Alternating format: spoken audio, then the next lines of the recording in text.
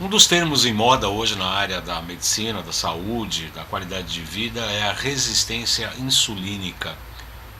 Ah, você tem resistência insulínica? Ah, vamos fazer exames aqui, a glicose está alta, a glicose está baixa, a glicemia, né, na verdade, o índice glicêmico está alto, está baixo e tal. E a resistência insulínica? Você sabe o que é isso? Esse processo inflamatório que pode estar no início, no processo digestivo? Esse é o tema do programa Salutos que está começando agora.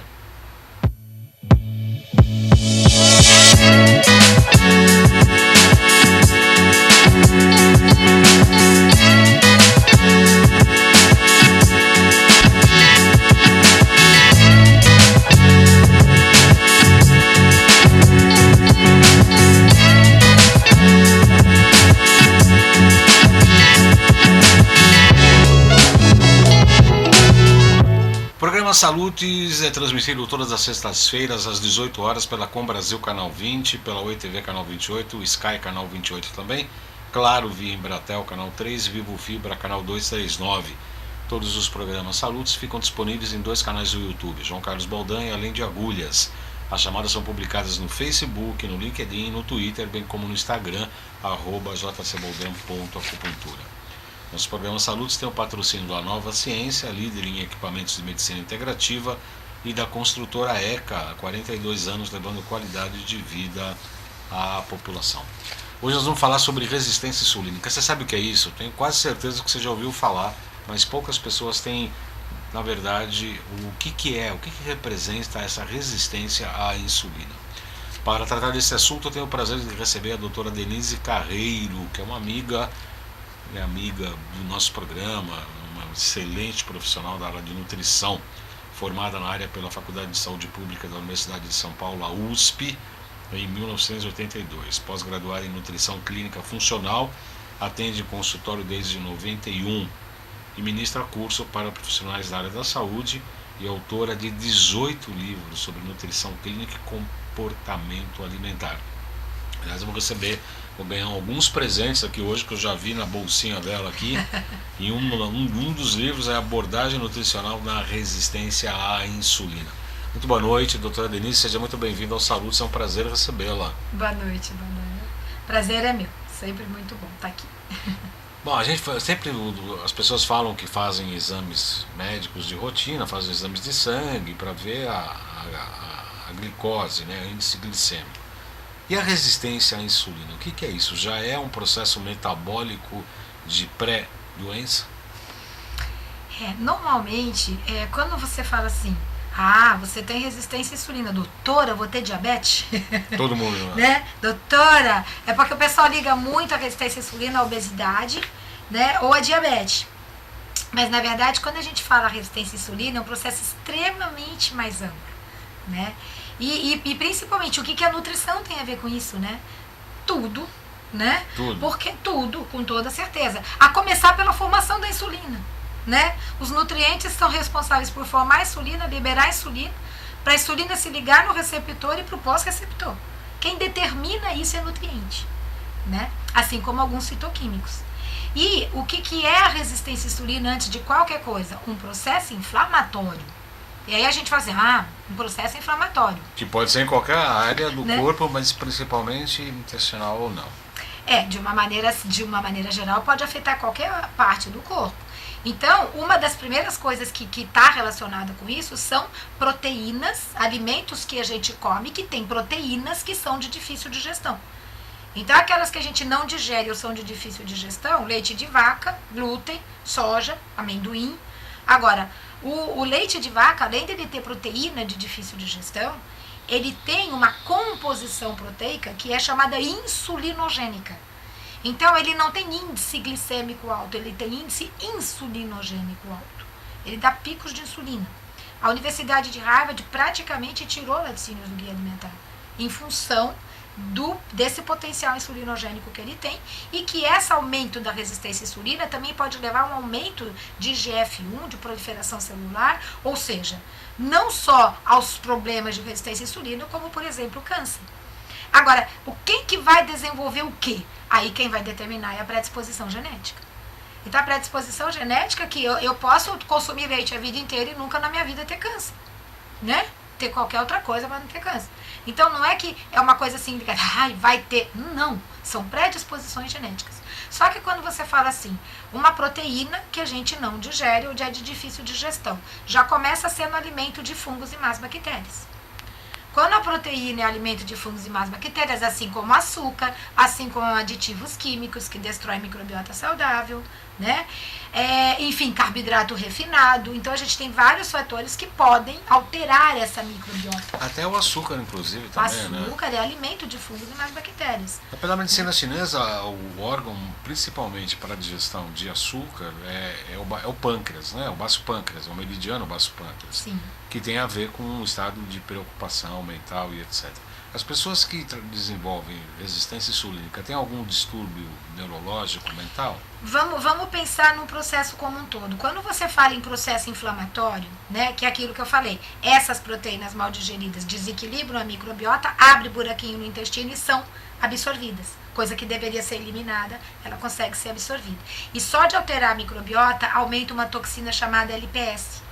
Esse LPS é altamente inflamatório e é uma das coisas mais relacionadas com a resistência insulina. Então, o que quer dizer isso? Toxinas e proteínas mal digeridas que fazem o organismo entrar em defesa. E essa defesa, ele começa a produzir substância pró-inflamatória, histamina, anticorpo, para combater. Esse processo vai se somando. Então, não é imediato. Pode levar meses ou anos. Ele vai se somando. E esse processo inflamatório é chamado processo inflamatório crônico de baixa intensidade ou subclínico, não é? Sim. Porque não dá sintoma. Mas quando transborda o potinho, porque o ataque foi maior que a defesa, aí vem o sintoma. E quando vem o sintoma, a pessoa fala, e de repente, comecei a engordar. E de repente, eu apareci com um ovário policístico. De repente, me aumentou a pressão. Normalmente esse de repente é porque deu esse boom inflamatório. Mas já estava com o processo já anterior instalado. Vindo, eu falo que é safado e come quieto, né? Vem vindo devagarinho, mas se mostra quando o ataque é maior que a defesa. Só que a partir do momento que você está inflamado, qual órgão de choque sofre a consequência? De novo entra a predisposição genética. Aí vai ler de caso para caso. Para algumas pessoas, essas substâncias pró-inflamatórias ocupam receptores de insulina. E leva a uma resistência à insulina, por alterar receptores. E aí baixa o nível de nutrição, baixa a absorção? Tudo, porque aí a glicose não entra na célula como deveria, da falta de energia. Isso não quer dizer que ela vai aumentar a glicose a ponto de ter diabetes, mas ela tem a glicose acima do normal para ela. Esse processo gera uma glicotoxicidade que ativa enzima que pode aumentar a gordura abdominal. Gordura abdominal produz substância pró-inflamatória, que produz resistência à insulina, que produz gordura abdominal. Ou seja, círculo vicioso. E aí baixa também, inclusive, energia, ATP na célula, tudo. Porque se você diminui energia, dependendo do nível de receptores ocupados, é aquela pessoa que vai falar para você, depois que eu como, dá um sono infernal. Não é aquela sonolência, né? É um sono infernal. Depois que eu como, eu preciso de um doce. Ou passou um pouquinho que eu comi, parece que eu não comi direito. Ou falta de energia que nada justifica. Só que a insulina tem inúmeras ações. E se ela não consegue ligar na célula, o organismo entende que falta, vai lá e aumenta. Quando aumenta, ela pode reter sódio, dar inchaço ou hipertensão. Ela pode reter ácido úrico e aumentar no sangue. Ela pode eliminar o cálcio. Ela pode ativar a enzima que produz o colesterol ou triglicérides. Porém, a insulina aumentada pode desequilibrar o eixo hipófise, hipotálamo, gonadal. E para homem ou para mulher pode dar pele oleosa do rosto, cabelo oleoso, acne, espinha, oleosidade em peito, costas. Pode dar ovário policístico, mioma, desequilíbrio de menstruação, aumento de sintoma de TPM ou de menopausa. Pode causar infertilidade, entre outros fatores. Então, eu costumo brincar que seria muito azar a gente ter tudo, né? Então, primeiro eu tenho que ter predisposição genética para ter resistência à insulina. E ainda é a predisposição genética que fala qual sintoma da resistência à insulina o meu organismo pode ter. Você vai ver gente que tem resistência à insulina a vida inteira e não engorda uma grama, ainda é chamado de magro de ruindade. Mas tem colesterol alto, ou tem hipertensão, ou tem ovário policístico, mas não engorda. Você vai ver o outro que tem 190 quilos e não alterou o colesterol, nem o triglicérides, nem aumentou a pressão. Então, os sintomas que vêm a partir daí vai depender de fatores somatórios, né? Sono, atividade física e o tal do estresse, da dificuldade de lidar com o estresse, aumenta cortisol. Hormônio do estresse. Cortisol aumenta a resistência à insulina. Então o pessoal fala, estresse engorda, né? Estresse aumenta a pressão, estresse aumenta a cortisol. Cortisol aumenta a resistência à insulina. E o cortisol aumentado também destrói a microbiota saudável. O cortisol aumentado? Opa, com certeza. Altera mucoprotetor, altera microbiota, altera a permeabilidade do intestino. Então são fatores que se somam. A gente nunca vê um sozinho, né? Tem fatores que se somam. Essa mesma pessoa também pode ter como órgão de choque o sistema nervoso central. E o processo inflamatório no cérebro pode inibir serotonina. E a serotonina evita a ansiedade, evita a compulsividade, evita a depressão, dá saciedade, evita a necessidade de comer carboidrato ou doce do fim da tarde para a noite. Ainda é o único precursor do hormônio do sono. Quer dizer que a pessoa hoje come um pouco e sente sono logo depois de comer, ou a necessidade de comer um doce, isso já é uma resistência, é um uma sintoma característica relacionado à resistência à insulina. Hoje está crescendo muito. Demais. Demais. Por conta do quê? Alimentos processados? Para mim, por causa do comportamento alimentar atual. A gente tem uma matriz alimentar atual que ela é prejudicial ao organismo. Porque hoje o normal social é comer ultraprocessado. Quando você fala eu não como ultraprocessado, você é chata, fresca, natureba ou ecochata. Então, na verdade, o que é o normal social? O normal social é comer lá os alimentos cheios de aditivo químico. Você vai pegar aqueles produtos prontos. Eu tenho paciente que não tem fogão em casa. É geladeira e freezer, freezer, né, com geladeira e micro-ondas. Né? E uma nem micro-ondas tinha. A jantar é pão com queijo. Entendeu? Outra coisa é essa ideia de que a gente não precisa jantar, só um lanchinho. Né? Então, o horário mais importante, que você vai trabalhar toda a qualidade de matéria-prima para o pico de renovação celular que é durante o sono, é o horário que o pessoal menos se preocupa com a qualidade da alimentação. Quer dizer, o jantar é importante. Fundamental, é tempo da vovó, né? Pega pra vovó e fala, a senhora almoça, a senhora janta ou lancha? Aqueles que têm qualidade de vida vão te falar, janto. E comida. Tá? Comida. Eu não vou querer o miojo, eu não vou querer o pão com mortadela, eu não vou querer o pratinho pronto, aquela lasanha que eu enfio lá no forno e tá tudo prontinho. Não, é comida. E é aquela história, faz no almoço, esquenta na janta. São essas pessoas que você vai ver mais velhas que ainda estão com qualidade de vida. E a comida é arroz, feijão, verdura, legumes, é isso? Do tempo da vovó, né? Arroz, feijão, carninha, legume, verdura, fruta, cereais integrais, batata doce, mandioquinha. Eu falo pro meu paciente, faz de conta que você mora em Recife, entendeu? Vamos comer no café da manhã batata doce cozida, inhame, mandioquinha. O cará é delicioso cozido, grelhadinho assim, ele fica maravilhoso. Né? As pessoas, eu já passei isso para um paciente, falei, olha, tem um inhame que é maravilhoso. Doutor, o inhame é a mandioca? Não, meu amor, o inhame é o inhame. Inhame é inhame. Eu vou te mostrar a carinha do inhame. Aí eu pus lá no celular e falei, esse é o inhame, prazer, tá? Então, assim, as pessoas não conhecem a comida, mas elas sabem o nome direitinho dos ultraprocessados. Você vai em supermercado, caixa do supermercado. Você compra comida, passa pela caixa, ela fala assim pra você, como que é o nome desse aqui? Ah, amor, esse é escarola, tá? O pessoal não sabe nome de comida. Não sabe. Não sabe nome de comida. Você vê isso muito comum nas crianças. As crianças hoje muitas vezes não reconhecem uma fruta, um legume, uma verdura, tá? Ah, mas reconhece bonitinho todos os junk foods que você vê por aí. Né? Isso é um processo cultural, né? Um processo de fast food, de comida rápida, aquela coisa toda. E que cada vez mais afasta a pessoa da própria essência mesmo, né, doutora Denise? Com certeza, porque hoje nós estamos vendo crianças que o pessoal fala assim, ai, tem menarca precoce. Aliás, a menina menstrua, né, com 8, 9 anos. Um menino desenvolvendo ginecomastia e outras coisas. O que está acontecendo aí? Resistência à insulina. Está desequilibrando todos os hormônios. Né? E com essa idade já tendo esse problema, com a meia-idade vai ter muito aí você mais tem, pequeno. a gente tem hoje não só a obesidade infantil aumentando cada vez mais, mas também esteatose hepática, diabetes tipo 2, que você falava é do idoso, né? A gente tem criança abaixo de 10 anos. Dislipidemias, né? Colesterol, triglicérides aumentado. E está começando a acontecer, inclusive, de você pegar muito no consultório criança com doença autoimune. Alteração do neurodesenvolvimento nem se fala, porque eu acredito que praticamente todo mundo que está ouvindo a gente aqui conhece alguém que ou tem, um filho ou que está com transtorno do espectro autista, ou que está com TEA, com TDAH, ou com doenças alérgicas, ou com processo de resistência à insulina, né? Então, como assim, né? Aí o pessoal, e muitos pacientes você pergunta assim, você tem dor de cabeça? Ele fala assim pra você, normal. Eu falo, normal o que é uma dor de cabeça normal pra você? Ah, doutora, não me lembro sem. Ah, a cada 3 dias, e aquela coisa assim. E é isso que a gente fala, normal é funcionar, né? Normal não é ter nada que altere qualidade de vida. Normal é funcionar. Só que se perdeu esse conceito hoje, porque essa alimentação atual, e não é só, eu acho que a alimentação atual é um ponto, para mim, determinante. Mas é o processo de estresse, de sedentarismo, de alteração de qualidade de sono, que se soma.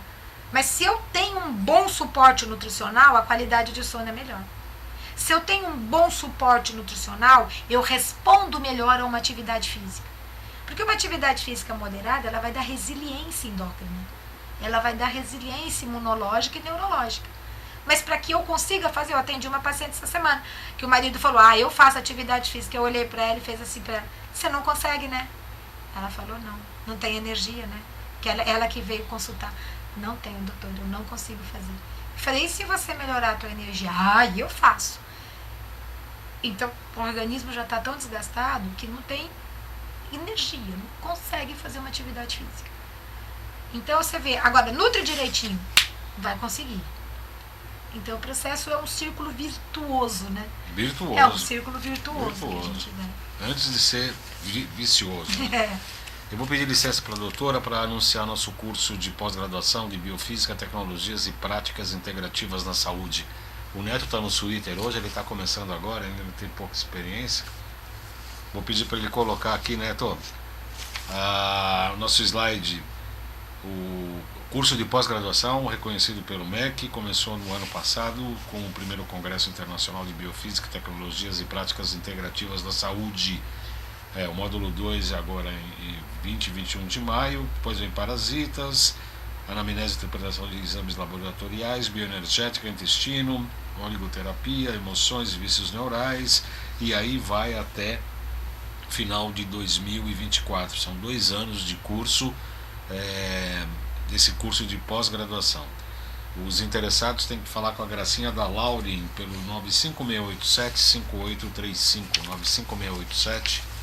95687-5835. Põe o GC da Laurin, por favor, Neto. 95687-5835. E no dia 20 e 21 de maio tem um curso presencial de curso de terapias regenerativas nas doenças crônicas degenerativas. Pode ser o slide aqui, Neto? Alexandre Távola, cientista da computação, Fernanda Bem, farmacêutica, Dr. Jairo Oliveira, que é médico endócrino, e Dr. Arturo Obaili. Vamos falar. O curso conhecerá sobre, inclusive, o enorme potencial regenerativo das células troncos embrionárias. Dr. Arturo é médico cirurgião, especialista em diversas áreas da medicina integrativa.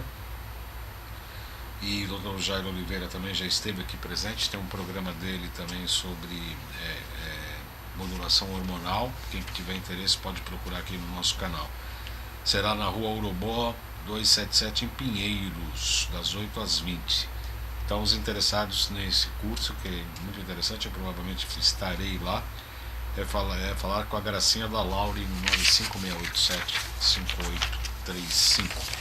Nos programas Saúde, se eu lembro, tem a patrocínio da Nova Ciência, líder em equipamentos de medicina integrativa, e da construtora ECA, 42 anos levando qualidade de vida à população.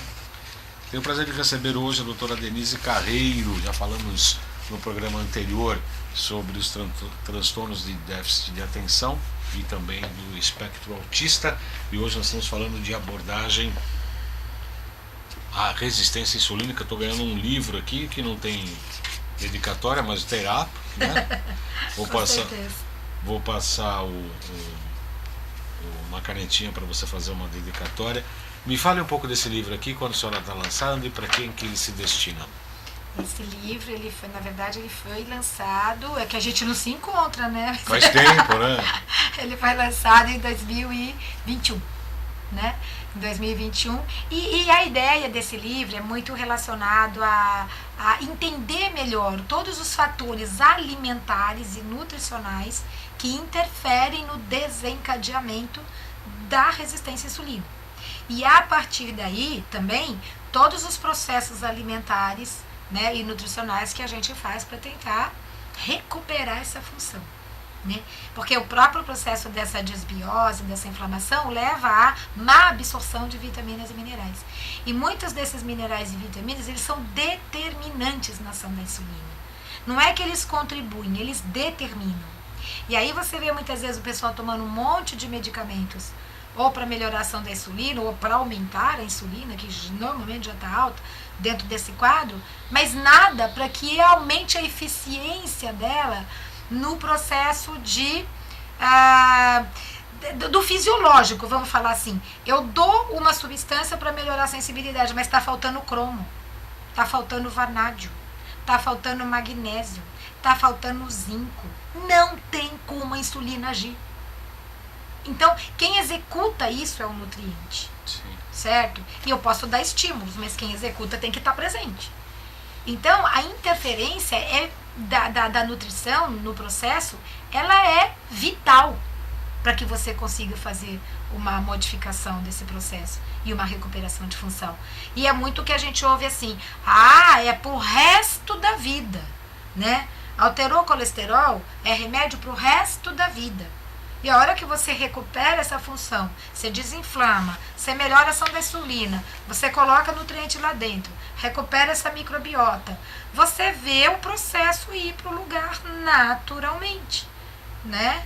Então, assim, mais uma vez é aquela história de sempre, a gente nunca é contra remédio, mas eu preciso ter um processo de recuperação de função.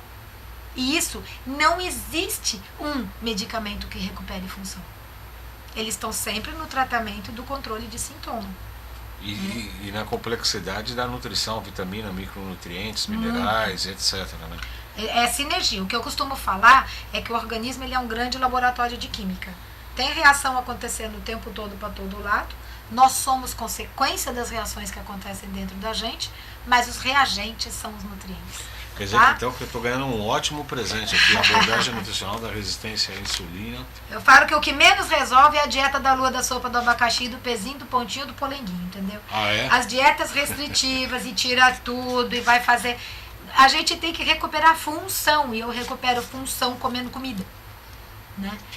E parece ser simples de ser resolvido, sim, né? É só uma eu falo comida, né? Que a coisa é mais simples do que parece, né? Mas aí não tem graça, né? Tem que complicar um pouquinho para ser legal, né? Quantas pessoas no seu consultório, que aliás eu tenho indicado a alguns pacientes, tem um ano para marcar consulta com a doutora. Qual a porcentagem de pessoas que procuram o seu consultório que tem resistência à insulina? Doutora? Vixe Maria. 80%? Olha, de 80% para mais. Mesmo quando você vê que vai por qualquer outro processo. Vai porque para tratar uma alergia, uma artrite reumatoide, para tratar um processo de... Enfim, né, a gente tem de tudo. O meu marido fala que a minha especialidade atual é última esperança. Doutora, você é a última esperança. Então, assim, vai para tratar, né, de tudo. Mas é extremamente comum a gente ver o processo relacionado à resistência à insulina. Muito comum. Eu tive a oportunidade de ver outros livros da doutora Denise. Ela tem uma linguagem... Seu marido ajuda a escrever, não é isso? Uma linguagem muito... Ele escreve todos comigo. É, uma linguagem muito didática. Como ela fala, é uma linguagem objetiva, simples e absolutamente... Ao mesmo tempo, é complexo os assuntos que são tratados, mas de uma maneira didática, gostosa de ler, é muito interessante. Eu agradeço muito, Denise.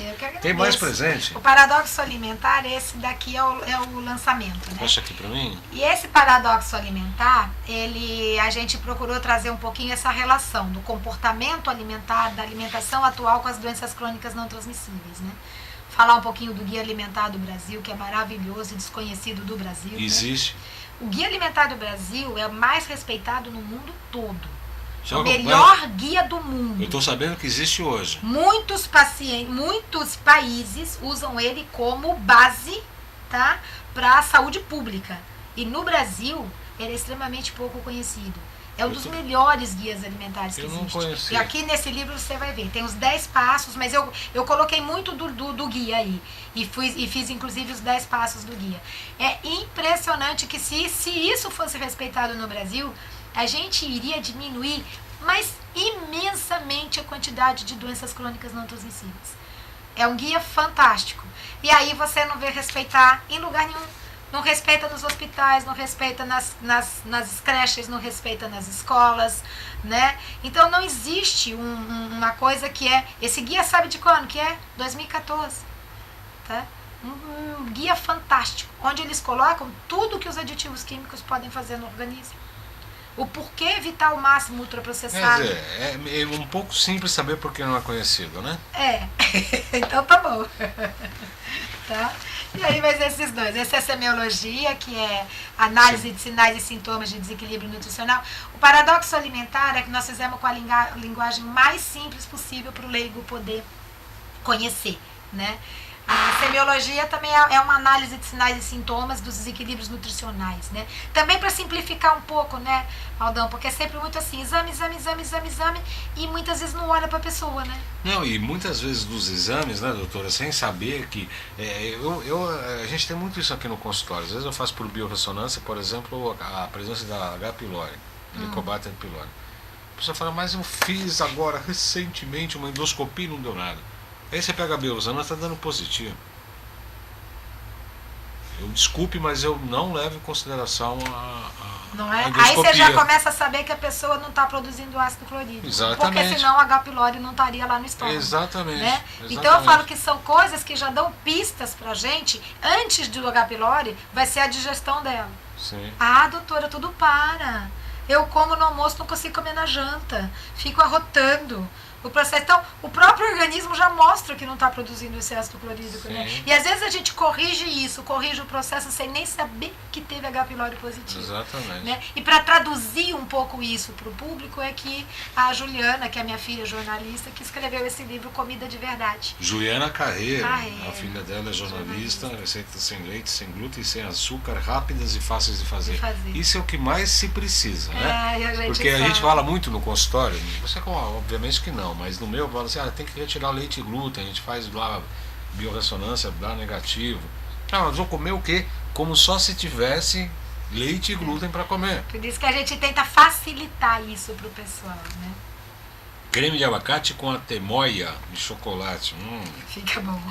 Fica bom? Fica bom. Bolo de frutas, biomassa, sardinha, marguerita, muqueca de peixe, ceviche, canja, soufflé de legumes. Meu Deus do céu. Comida de verdade. Aonde encontra esse livro aqui? No meu site. No teu site? No meu site encontra todos os livros. Ô Neto, bota o site ali pra gente, por gentileza, no GC, para as pessoas que tiverem interesse em adquirir. O Neto nem achou ruim. Acabou o programa, Neto? Já acabou. Pois é, doutora Denise, mais uma vez, acabou o nosso programa. Seja sempre muito bem-vinda. Vamos muito marcar obrigada. Em breve, não vamos demorar tanto para voltar em breve. Ok. Eu desejo a todos uma ótima semana, agradeço a audiência, lembrando que nós temos patrocínio da Nova Ciência. Tem um slogan aqui que eu preciso copiar porque eu não decoro esse tipo de coisa. Nova Ciência, líder em equipamentos de medicina integrativa, e da construtora ECA, 42 anos, levando qualidade de vida à população.